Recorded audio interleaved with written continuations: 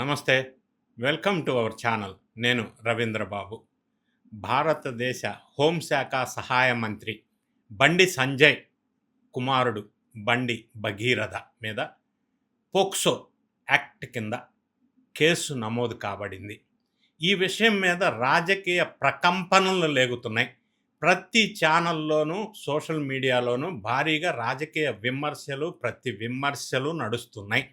కానీ ఈ వీడియోలో నేను రాజకీయాల జోలి వెళ్లకుండా కేవలం లీగల్ విశ్లేషణ మాత్రమే చేస్తాను. Fully legal analysis.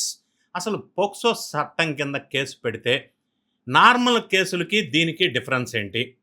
మరి ఆ చట్టం కింద పెట్టిన కేసులు ఎన్ని రోజుల్లోపు అదుపులోకి తీసుకోవాలా నిందితుల్ని? ఇక్కడ ఏం జరిగింది? జనరల్గా ఒకసారి మనం ఈ డీటెయిల్స్లోకి వెళ్ళే ముందు ఈ పోక్సో కేసు ఎప్పుడైతే బండి సంజయ్ కుమారుడి మీద పెట్టారో వీళ్ళు వెంటనే కౌంటర్గా ఇంకొక కేసు పెట్టారు, హనీ ట్రాప్ చేశారు నన్ను అని.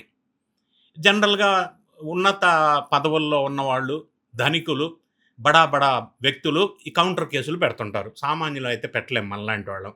అయితే ఇక్కడ లీగల్ యాంగిల్ నుంచి only I will talk about the legal angle only, legal prospects. అయితే ఈ హనీ ట్రాప్ కేసు పెట్టడం అనేది ఇల్లీగల్. ఎందుకంటే ఈ అమ్మాయి ఎవరైతే ఉన్నారో కంప్లైంట్ ఇచ్చిన అమ్మాయి 17 సంవత్సరాలు, మైనర్.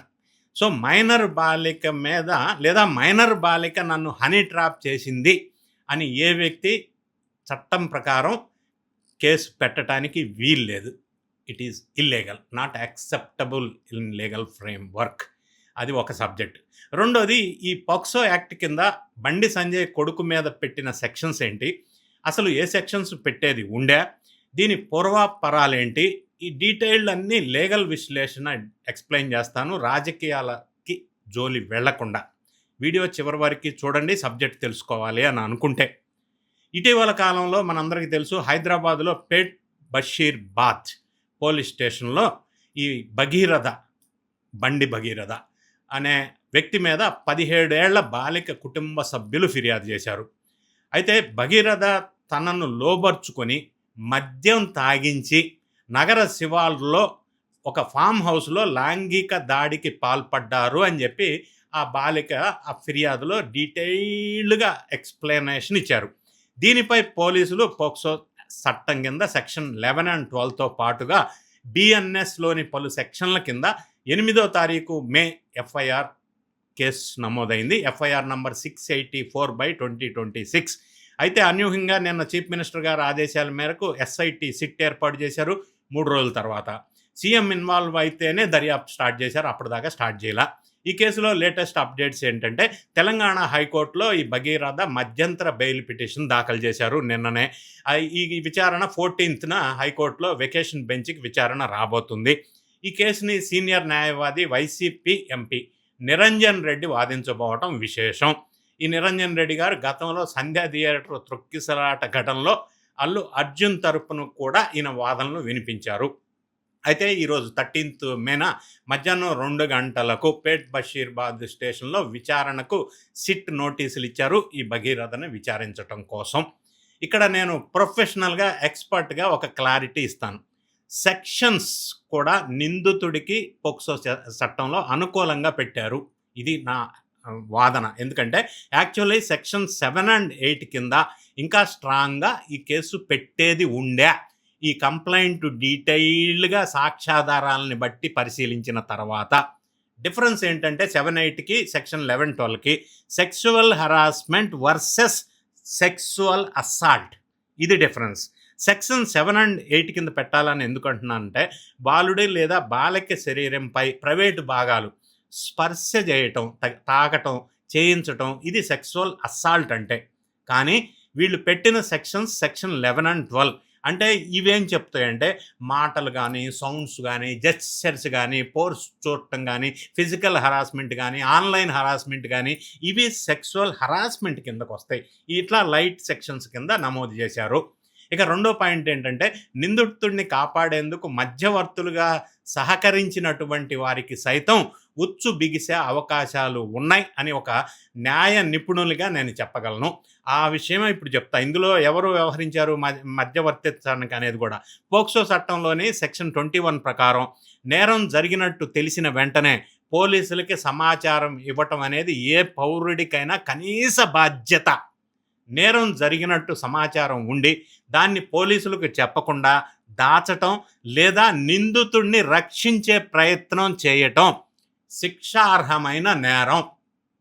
భగీరథపై నమోదైన కేసులో బండి సంజయ్ వాళ్ళ తండ్రి కానీ ఒక జర్నలిస్ట్ సంజయ్ అనుసరుడు సంగప్ప అని చెప్తున్నారు. వీళ్ళిద్దరు మధ్యవర్తులుగా వ్యవహరించారని, సెటిల్మెంట్కి ప్రయత్నం చేశారని చెప్పి ఒక ఆరోపణలు తీవ్ర దుమారాన్ని లేపాయి. వారిని విచారణకు పిలిచే అవకాశం ఉంది. As a part of legal procedure for violating section 21 of POCSO act. అయితే పోక్సో అనగానే ఇంతకు ఈ చట్టం ఏంటి, ఇందులో ఉన్న సెక్షన్స్ ఏంటి, శిక్షలు ఎలా ఉంటాయి అని చాలామంది సెర్చ్ చేస్తూనే ఉన్నారు, నన్ను అడుగుతూనే ఉన్నారు. అందుకని ఆ డీటెయిల్స్ నేను వివరించే ప్రయత్నం చేస్తాను. ఈ చట్టం ఇంకో క్వశ్చన్ వినిపిస్తూ ఉంది. ఈ చట్టం ఓన్లీ ఆ అమ్మాయిలకైనా అబ్బాయిలకు కూడా వర్తిస్తుందా, ఇదో క్వశ్చన్ వస్తూ ఉంది. అసలు పోక్సో అంటే protection of children from sexual offences, అంటే లైంగిక నేరాల నుంచి పిల్లలని రక్షణ కల్పించేటువంటి చట్టం.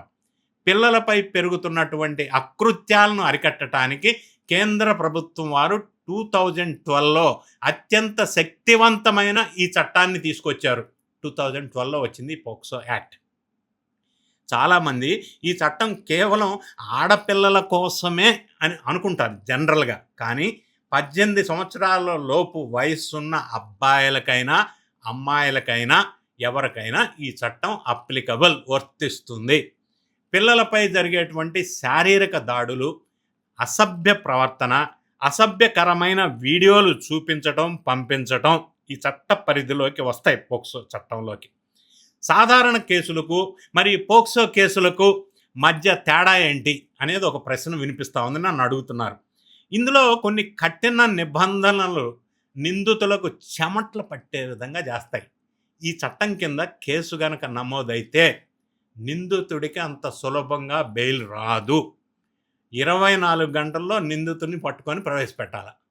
ఈ కేసులో ఇంతవరకు మరి ఈ పర్టికులర్ కేసులో రెస్పాన్స్ లేదు, అది వేరే విషయం. అయితే సామాన్యుడికి ఒక న్యాయం, రాజకీయ నాయకుడికి ఒక న్యాయం అనే మాట వినిపిస్తుంది దీనివల్ల. సాధారణంగా ఏదైనా నేరం జరిగితే ఇతనే తప్పు చేశాడని పోలీసులు నిరూపించాలి. కానీ పోక్సో చట్టంలో తాను తప్పు చేయలేదని నిందితుడు కోర్టులో నిరూపించుకోవాలా. ఇది బేసిక్ డిఫరెన్స్ పోక్సో చట్టానికి, నార్మల్ చట్టానికి. బాధితులకు త్వరగా న్యాయం జరగాలని ప్రభుత్వం ప్రత్యేకంగా పోక్సో కోర్టులను కూడా ఏర్పాటు చేసింది. ఇక్కడ విచారణ చాలా వేగవంతంగా జరుగుతుంది ఆర్డినరీ కేసెస్ కంటే కూడా. ఒకవేళ నేరం చేశాడు అని గనక తేలితే ఈ చట్టంలో శిక్షలు కూడా కొంత కఠినంగానే ఉంటాయి. అవి ఒక్కసారి బ్రీఫ్ చేసే ప్రయత్నం చేస్తాం. ఒకటేంటంటే పిల్లల్ని తాకటం లేదా అసభ్యంగా ప్రవర్తిస్తే 3 నుంచి 5 సంవత్సరాల జైలు శిక్ష పడుతుంది. రెండోది లైంగిక దాడికి పాల్పడితే 7 సంవత్సరాలకి తక్కువ కాకుండా శిక్ష పడుతుంది. మూడోది 2019లో చేసిన సవరణల ప్రకారం చిన్న పిల్లలపై అత్యంత దారుణంగా అఘాయిత్యాలకు పాల్పడితే వాళ్ళకి మరణ శిక్ష, ఉరి శిక్ష వేసే అధికారం కూడా ఈ పోక్సో చట్టంలో కోర్టులకి ఉంటుంది. ఈ చట్ట ప్రకారం బాధితులైన పిల్లల పేర్లను కానీ, ఫోటోలను కానీ, వాళ్ళ స్కూల్ వివరాలు కానీ మీడియాలో లేదా సోషల్ మీడియాలో బయట పెట్టడం కూడా ఒక పెద్ద నేరం. అలా చేసిన వారిపైన కూడా పోలీసులు చర్యలు తీసుకుంటారు.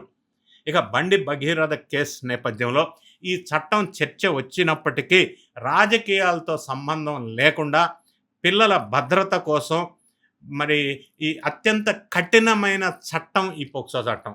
చట్టం ముందు అందరూ సమానమే అనే సూత్రంతో ఈ కేసులు విచారణ చేయాలి. లేకపోతే ఏమవుతుందంటే న్యాయ వ్యవస్థ మీద నమ్మకం సన్నగిలిగే ప్రమాదం ఉంది. ఈ మాట ఎందుకు చెప్తున్నానంటే పోక్సో చట్టం కింద కేసు నమోదైన తర్వాత 4 రోజుల వరకు పోలీసులు స్పందించలేదు. ఇది బాధాకరమైన అంశం.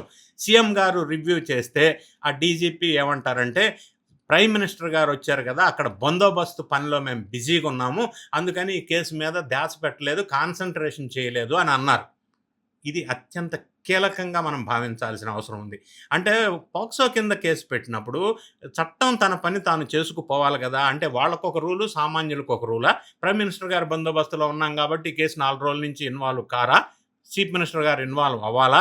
అంటే ప్రముఖ వ్యక్తులు, రాజకీయ నాయకులు వెనక అండగా, నిండుగా, దండిగా ఉంటే ఒక న్యాయం ఉంటే, న్యాయ వ్యవస్థ మీద నమ్మకం కోల్పోయే అవకాశం ఉంది. రెండోది, ఈ కేసులో వాళ్ళ తండ్రి గాని, ఇంకా కొంతమంది పెద్ద వ్యక్తులు మధ్యవర్తిత్వం వహించారని, సెటిల్మెంట్ నెగోషియేషన్‌కి ట్రై చేశారని వార్తలొస్తున్నాయి. అది నిజమైతే పోక్సో యాక్ట్ సెక్షన్ 21 ప్రకారం వాళ్ళను కూడా విచారణకి పిలిచి అరెస్ట్ చేసే అవకాశం, అధికారం ఈ సెక్షన్స్‌లో ఉంది. మరి అది కూడా ఏ మలుపు తిరుగుతుంది? మరి స్వయాన మరి హోంశాఖ సహాయ మంత్రిగా ఉన్నటువంటి బండి సంజయ్ మీద ఏ విధమైన సెక్షన్స్ ప్రకారం మరి చట్టం తన పని తాను చేసుకుని పోయే విధంగా ఈ వ్యవస్థ వ్యవహరిస్తుందా అనేది చాలా కీలకంగా ప్రజలు ఆతృతగా, ఆశగా ఎదురు చూస్తున్నారు. అంటే ఎవరు తప్పు చేశారు, ఎవరు తప్పు చేయలేదు, తప్పు అబ్బాయిదా, హనీ ట్రాపా, లేతే పోక్సో చట్టమా, నిందితుడు ఎవరు, బాధితురాలెవరు, ఇవన్నీ నేను రాజకీయాల జోలి వెళ్ళట్లేదు. కేవలం లీగల్ పరిధిలో ఉన్నటువంటి అంశాల్ని మీకు వివరించే ప్రయత్నం మాత్రమే చేశాను. లీగల్ పర్స్పెక్టివ్‌లో ఒక ప్రొఫెషనల్‌గా. ఈ వీడియో నచ్చినట్టయితే లైక్ బటన్ నొక్కండి. మీ ఫ్రెండ్స్‌కి షేర్ చేయండి. Thank you so much for watching.